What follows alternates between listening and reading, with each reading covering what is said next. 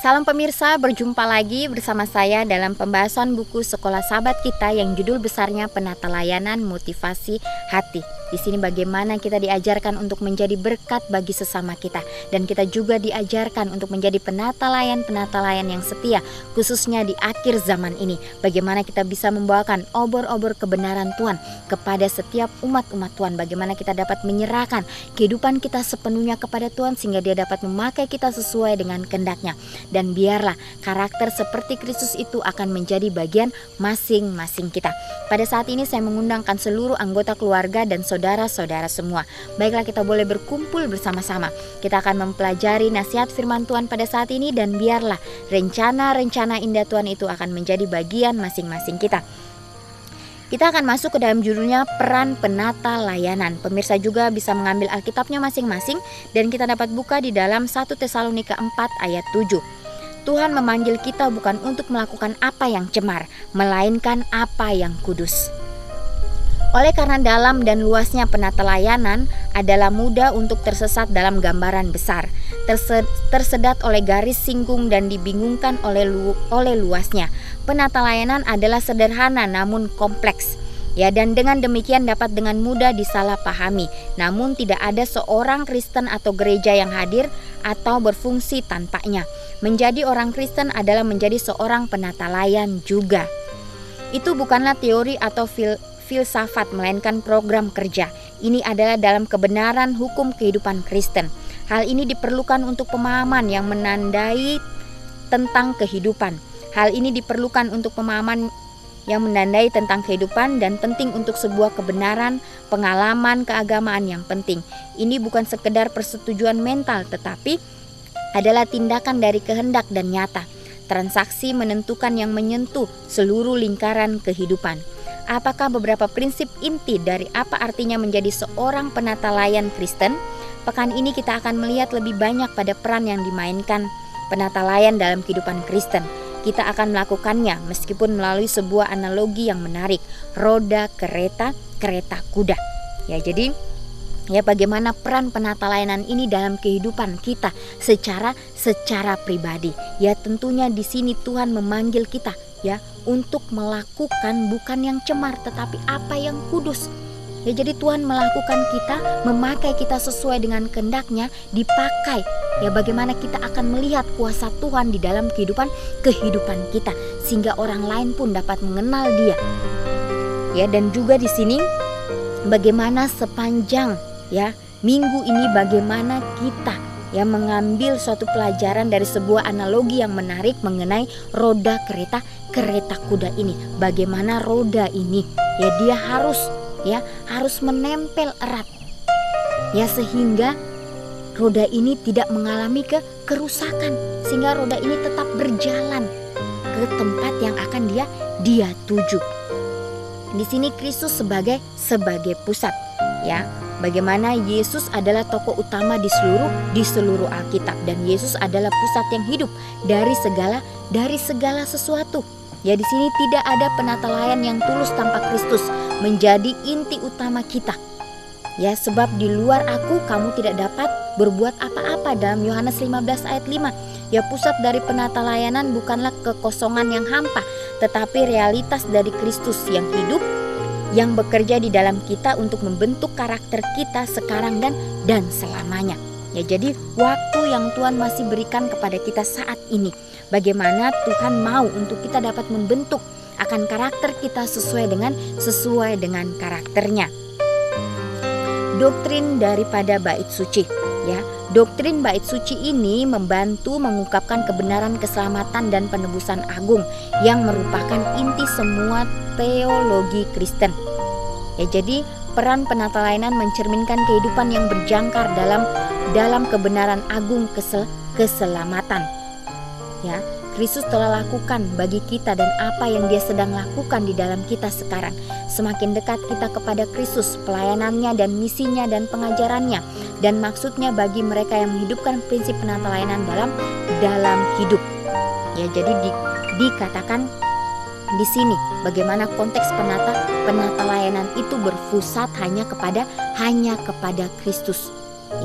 Karena di sini dikatakan bahwa di dalam 1 Raja-Raja 7 ayat 33. Ya, 1 Raja-Raja 7 ayat 33 menjelaskan roda kereta. Ya, digambarkan bagaimana bagaimana doktrin bait suci sebagai pusat roda.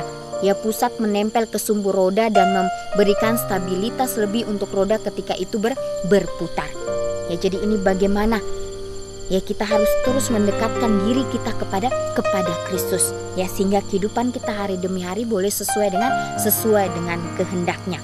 Kepercayaan doktrin yang berpusat pada Kristus. Ya, bait suci adalah pusat karena merupakan tempat kebenaran agung keselamatan begitu kuat dinyatakan. Di mana makna salib itu diungkapkan. Ya, jadi peran penata layanan adalah untuk menghidupkan kebenaran doktrin di dalam Yesus. Ya, dan melakukannya dalam cara yang secara positif mempengaruhi kualitas hidup kita. Ya, karena kita telah mendengar tentang Dia dan menerima pengajaran di dalam pengajaran di dalam Dia menurut kebenaran yang nyata dalam Yesus, yaitu bahwa kamu berhubung dengan kehidupan kamu yang dahulu harus menanggalkan manusia yang lama dan menemui kebinasaannya oleh nafsunya dan mengenakan manusia baru yang telah diciptakan menurut kehendak Tuhan di dalam kebenaran dan kekudusan yang sesungguhnya. Ya, jadi inilah ya bagaimana kita harus terus fokuskan pandangan kita hanya kepada Kristus. Ya, betapa benarnya pun doktrin-doktrin tersebut. Menjadi seorang penatalayan berarti menghidupkan kebenaran-kebenaran tersebut dalam hidup kita dan dalam interaksi kita dengan orang lain. Jadi pekabaran 3 malaikat. Ya, jadi di sini dikatakan pelek roda itu dekat dengan titik kontak dengan tanah dan melukiskan misi dari pekabaran 3 malaikat. Misi mereka adalah untuk melindungi terhadap penyimpangan teologis dan mengenali tanggung jawab kita dalam peristiwa-peristiwa akhir zaman. Kita harus menjadi penata layan pekabaran ini, mengabarkannya kepada dunia. Jadi inilah panggilan yang Yesus berikan bagi masing-masing kita. Tentunya itu ya panggilan itu Yesus berikan. Ya, panggilan yang sama Dia berikan bagi semua orang. Ya, biarlah kita yang menyambut akan panggilan Kristus itu. Ya, sehingga kita boleh menjadi penatayan Tuhan khususnya di akhir zaman ini. Penatalayan, ya. Penyucian jiwa oleh pekerjaan Roh Suci adalah penanaman sifat Kristus dalam diri manusia. Agama Injil adalah Kristus dalam kehidupan, sebuah asas yang hidup dan aktif. Ia adalah karunia Kristus yang dinyatakan dalam tabiat dan dilaksanakan dalam perbuatan kebajikan. Ya, asas Injil tidak dapat diputuskan dari sesuatu bagian kehidupan yang praktis. Ya, setiap bidang pengalaman serta pekerjaan umat beragama harus menjaga gambaran dari kehidupan Kristus. Ellen G. White, Membina Kehidupan Abadi, halaman 297. Ya, jadi penyucian jiwa oleh pekerjaan hanya pekerjaan Roh Suci, yaitu bagaimana Kristus dapat menanamkan itu di dalam kehidupan kita masing-masing.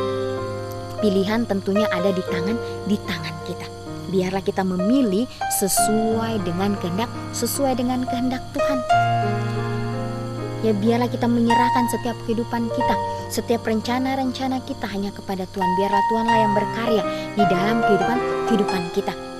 Ya, tentunya Tuhan, ya, kita sebagai ya umat-umat Tuhan yang hidup di akhir zaman ini, Tuhan tidak meminta ya akan harta kita. Ya, Tuhan tidak meminta akan setiap kekayaan yang kita miliki. Ya, tapi bagaimana Tuhan ya Dia meminta apakah kita mempunyai roh pengorbanan di dalam kehidupan kita. Ya, biarlah setiap apapun yang Tuhan sudah titipkan kepada kita, biarlah kita kembalikan kepada Tuhan karena itu adalah miliknya. Ya, jangan kita menyimpan untuk diri kita atau mementingkan diri kita sendiri, tapi kita serahkan itu kepada Tuhan. Biarlah Tuhan yang memakai itu sesuai dengan kehendaknya. Kadang-kadang roda kereta harus mengalami pengaturan kembali bantalan besi karena peregangan disebabkan oleh hantaman besi terhadap jalan. Ya, pengaturan kembali ini memerlukan banyak pukulan keras dan tempaan pada bantalan besi itu sendiri. Pengaturan kembali bantalan besi ini menggambarkan penatalayan sebagai pengudusan praktis. itu adalah memiliki pikiran Kristus ketika menanggapi setiap aspek kehidupan besar atau kecil, bahkan ketika proses akan sulit dan menyakitkan. Apakah proses ini berkaitan dengan penggunaan uang, hubungan keluarga, atau pekerjaan? Menyebutkan beberapa contoh, semua harus ditanggapi dalam kehendak Kristus. Ya, terkadang sebagaimana kita semua tahu dengan baik, kita bisa mempelajari pelajaran ini hanya melalui beberapa pukulan keras. Ya, jadi roda kereta ya harus mengalami pengaturan kembali ya akan bantalan besi karena peregangan disebabkan oleh hantaman besi terhadap jalan. Ya, jadi harus diperbaiki. Ya, kalau tidak diperbaiki, ya maka akan rusak dan akan mengalami kerusakan yang lebih parah lagi. Ya, jadi memang harus pada saat perjalanan itu bila mana ada hal-hal yang harus diubah, kita harus mengubahnya. Ya, selekas mungkin. Ya, jangan sampai kita menunggu atau mengulur waktu. Itu akan sulit lagi untuk diubah. Itulah bagaimana karakter kita. Ya, bagaimana Tuhan ingin menempa karakter kita. Ya, biarlah ya di dalam penempaan karakter itu mungkin akan terasa sakit ya. Banyak ya pengorbanan yang akan kita berikan, tapi inilah bagaimana kita mau berjalan bersama-sama dengan Kristus. Kita harus menghadapi ini. Ya, bila mana kita mengandalkan Tuhan pada saat kita menghadapi itu semua, ya maka kita akan merasakan kuasa Tuhan itu begitu luar biasa. Ya, bagaimana kita akan melihat kasih Tuhan. Ya, kasih yang begitu indah. Ya, kasih yang Dia berikan kepada kita. Tidaklah mudah untuk mengatur ulang besi, juga tidak mudah untuk mengatur ulang karakter manusia. Ya, pikirkan pengalaman Petrus. Ya, dia sudah berada di mana-mana bersama Yesus, tetapi dia tidak mengharapkan kata-kata ini dari bibir Yesus. Tetapi aku telah berdoa untuk engkau supaya imanmu jangan gugur, dan engkau jikalau engkau sudah insaf, kuatkanlah saudara-saudaramu. Dalam Lukas 22 ayat 32. Tidak terlalu lama kemudian, setelah menyangkal Yesus, Petrus telah memiliki perubahan di dalam hidupnya. Tetapi hanya setelah pengalaman yang sangat menyakitkan dan sulit, dalam arti penata layanannya diatur kembali. Petrus diubahkan baru dan hidupnya akan menuju ke arah yang baru, tetapi hanya setelah beberapa ketokan yang nyata. Ya, jadi inilah bagaimana perlunya pelatihan di dalam kehidupan kita secara pribadi. Ya, mungkin itu terasa sakit pada saat perubahan karakter. Ya, tapi bagaimana kalau kita mengandalkan Tuhan, maka Tuhan akan menyanggupkan kita sebagaimana Petrus. Ya, kalau kita melihat Petrus, ya Petrus mengikuti Tuhan dengan setia kemanapun Yesus pergi. Tapi bagaimana Yesus melihat hati daripada Petrus. Ya, sehingga kata-kata yang Petrus tidak harapkan ini keluar dari bibir Yesus. Tapi inilah yang menjadi kekuatan untuk Petrus sendiri. Ya, jadi pada saat Petrus menyangkal Yesus, ya bagaimana di situ Petrus merasa menyesal. Ya, dia pergi dan dia berdoa, dia mencucurkan air mata. Ya, bagaimana Petrus menyesali semuanya. Ya, inilah bagaimana tangisan Petrus ini adalah benar-benar tangisan yang penuh dengan penyesalan. Ya, biarlah pada saat kita datang kepada Tuhan, kita datang dengan segala penyesalan kita. Ya, dengan ketidaklayakan kita. Ya, sehingga pada saat kita penuh penyerahan kepada Tuhan, Dia dapat memakai kita sesuai dengan kehendaknya sebagaimana Petrus. Makanya pada saat Petrus dia bertobat dan dia mau dipakai, di sini Tuhan kembali mengingatkan dia dengan kata-katanya, kalau engkau insaf, kuatkanlah saudara-saudaramu. Inilah yang terjadi di dalam kehidupan Petrus. Ya, bagaimana Tuhan menggunakan Petrus dengan begitu luar biasanya. Walaupun Petrus sudah melakukan kesalahan yang begitu fatal, tapi bagaimana Petrus mau untuk dilatih. Bagaimana Petrus mau untuk tabiatnya ini atau karakternya ini diketuk. Ya, walaupun itu sulit, tapi Petrus mau. Ya, sehingga Petrus mengalami sebuah perubahan yang begitu luar biasa di dalam kehidupannya.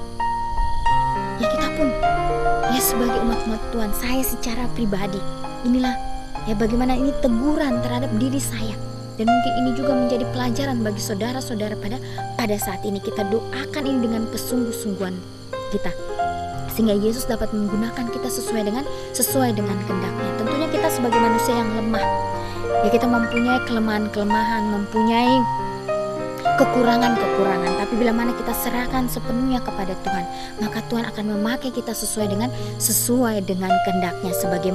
Sebagaimana Petrus, ya kita belum ada kata terlambat.